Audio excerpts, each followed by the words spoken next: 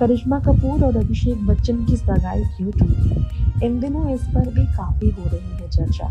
कुछ रिपोर्ट्स में दावे ये किए जा रहे हैं कि करिश्मा कपूर, जो बॉलीवुड में काफी सक्रिय थी, शादी के वक्त उन्हें बच्चन परिवार की बहू बनने पर बच्चन परिवार के अकॉर्डिंग ढलना था। जया बच्चन की तरह बच्चे और परिवार को प्राथमिकताएं देकर काम पीछे रखना था, लेकिन करिश्मा इसके लिए नहीं थी राजी, इसीलिए अभिषेक और उनकी सगाई टूटी। वैसे इस बारे में आपको सुनकर हैरानी होगी, लेकिन अमिताभ बच्चन एक इंटरव्यू में ये कहते नजर आए थे, पत्नी जया को लेकर उनकी एक्सपेक्टेशंस ऐसे ही थी।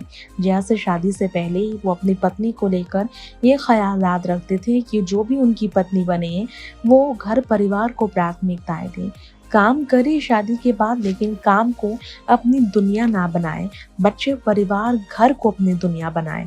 इससे पता चलता है कि अमिताभ बच्चन की थिंकिंग तो वैसे ही थी। अब अभिषेक की पारी आती है तो क्या अभिषेक भी ऐसी ही थिंकिंग रखते थे? लोग सोचते होंगे, क्योंकि करिश्मा और अभिषेक की सगाई टूटने की वजह यही मानी जाती है कि करिश्मा बॉलीवुड में ज़्यादा काम न करे, शादी के बाद बच्चे और परिवार का ख्याल रखें, घर बसाने के बारे में सोचें।